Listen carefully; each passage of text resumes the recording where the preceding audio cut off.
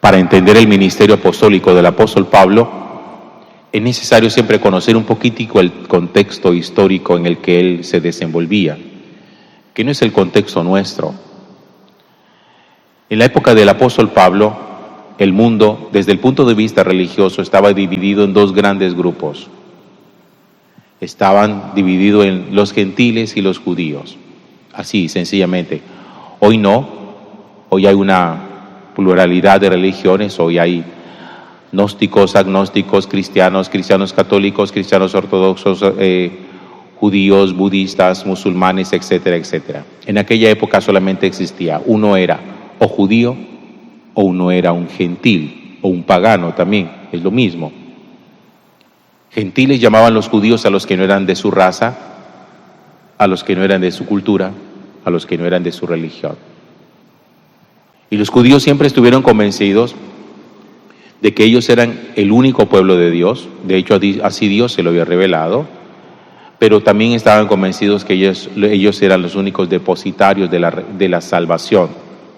Como quien dice, tenemos la exclusividad de la salvación, solo nosotros seremos salvados, los gentiles no serán salvados, porque nosotros hemos sido el pueblo elegido por Dios.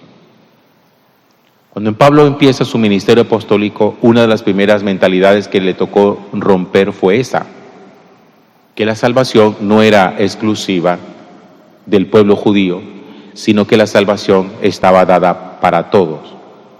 Y que Jesús no había muerto simplemente por los judíos, sino que Jesús había muerto en rescate por muchos, en rescate por toda la humanidad.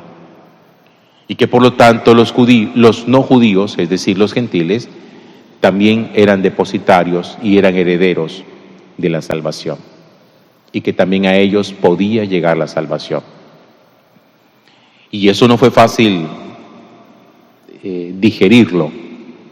Imagínense ustedes, uno toda la vida considerando de que uno es el único que tiene derechos, y llega alguien y le dice a uno, no eres el único que tiene derechos, también hay otros que tienen derecho. Eso no es tan sencillo. Voy a hacer aquí un paréntesis, actualizando un poquitico ese concepto de derecho que uno puede llegar a concebir. Durante estos días, también a partir de lo que el apóstol Pablo nos ha venido enseñando, yo les he recordado a ustedes que nosotros somos hijos de Dios porque hemos sido adoptados por Él. Nosotros somos hijos adoptivos de Dios. Les he hablado también de la adopción que los seres humanos podemos llegar a tener en algún momento cuando abrimos nuestra casa, nuestra familia, a alguien que sin ser de nuestra sangre, decidimos acogerlo como un miembro más de nuestra familia. Y les he recordado que cuando uno tiene corazón adoptante, es porque tiene un corazón biológico de padre, pero cuando uno es adoptante, adopta con todas las consecuencias que trae la adopción. Uno no adopta como comprando un número de lotería a ver si le toca en suerte un buen hijo o un mal hijo. Simplemente se asume las consecuencias desde pequeño del hijo que pueda resultar. Cuando son adoptados muy pequeños, normalmente no se conoce cuál es el origen de su familia. No sabe uno si es un niño que pueda venir más adelante con autismo o que pueda traer alguna dificultad congénita, que si se le puede haber transmitido alguna dificultad de carácter espiritual heredada de su familia biológica, todas esas cosas. Por eso es que para adoptar hay que pensarlo muy bien, porque cuando usted adopta, decide otorgarle a sus hijos todos los derechos propios, como si fueran hijos biológicos. Pero supóngase que hay una familia que tiene hijos biológicos y tiene hijos adoptivos. Hay familias que tienen sus propios hijos, pero también tienen un corazón tan grande que dicen, vamos a darle hogar a este, vamos a adoptarlo.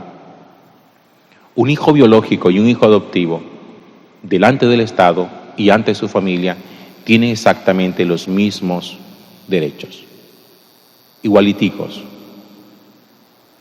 Entonces, al momento de la muerte de los papás, en lo que tiene que ver con la herencia, los hijos biológicos no pueden decir, nosotros tenemos derechos que tú no tienes, o esto que dejó papá es mío todo porque yo sí soy su hijo biológico, pero tú eres su hijo adoptivo. No. Insisto que cuando se adopta con todas las consecuencias. Y tienen tanto derecho los hijos adoptivos como los hijos biológicos. Por eso el apóstol Pablo, cuando le escribe a la comunidad de Éfeso, eso es lo que les expresa a ellos y les dice: vean cómo comprendo yo el misterio de Cristo, que no había manifestado a los hombres en otros tiempos, como ha sido revelado ahora por el Espíritu y sus santos apóstoles. Dice que también ustedes, los gentiles, la comunidad de Éfeso era una comunidad gentil, también ustedes los gentiles son coherederos, miembros del mismo cuerpo y partícipes de la misma promesa en Jesucristo por el Evangelio. Ustedes no son hijos de menos madre ni de menos padre, son también hijos de Dios. Son hijos de Dios por la fe y son hijos de Dios porque Dios así lo destinó, porque Dios así lo quiso. Por eso es que entre los cristianos no existe cierta categorización que puede existir en otros grupos religiosos. Aquí no hay jerarquías en el sentido de que uno pueda llegar a pensar como que aquí hay gente que es más hija de Dios que otra. Miren, por ejemplo, entre los masones hay jerarquías y hay masones que son de alta jerarquía, como que estos son más cercanos a Dios, como que estos tienen el contacto directo con Dios, igual que los mormones. ¿Sabían ustedes que esta iglesia mormona, esta manera de información, que está aquí por la 51B, ahí no entran todos los mormones, ahí no entra cualquier mormón? Barranquilla tiene muchas iglesias mormonas que son para los mormones comunes y corrientes, los mormones del pueblo. Pero a esta iglesia no entra cualquier mormón, solo entran los mormones que están en la jerarquía mormona en un alto rango. Como quien dice, aquí hay más hijos de Dios y otros que son menos hijos de Dios. Afortunadamente entre nosotros eso no existe.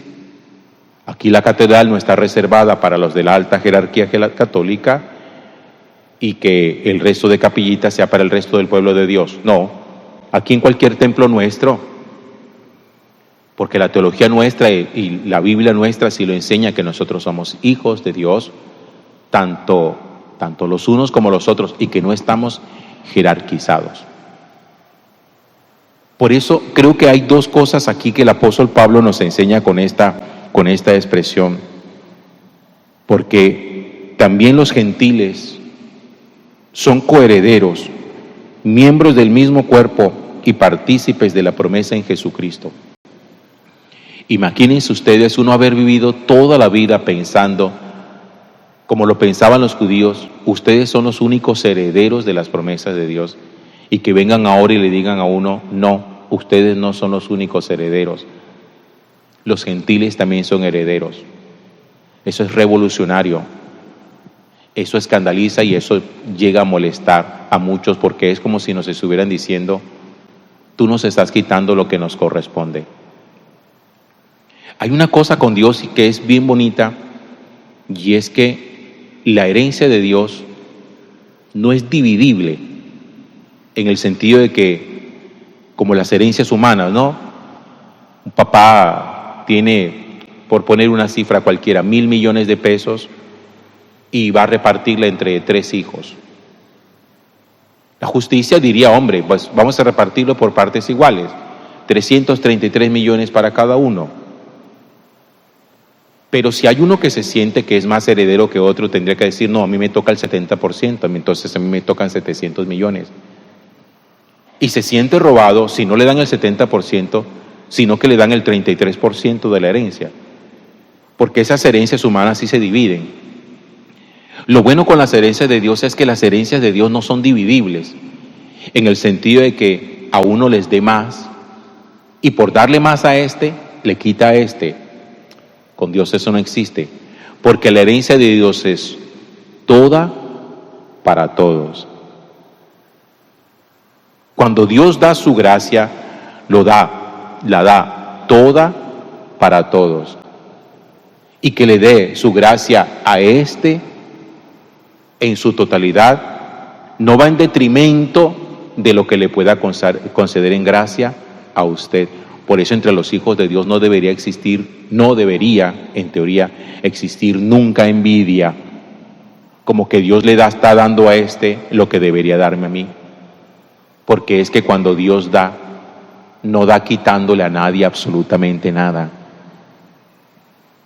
Y creo que es una enseñanza bien interesante y bien bonita, sobre todo cuando nosotros tenemos varios hijos.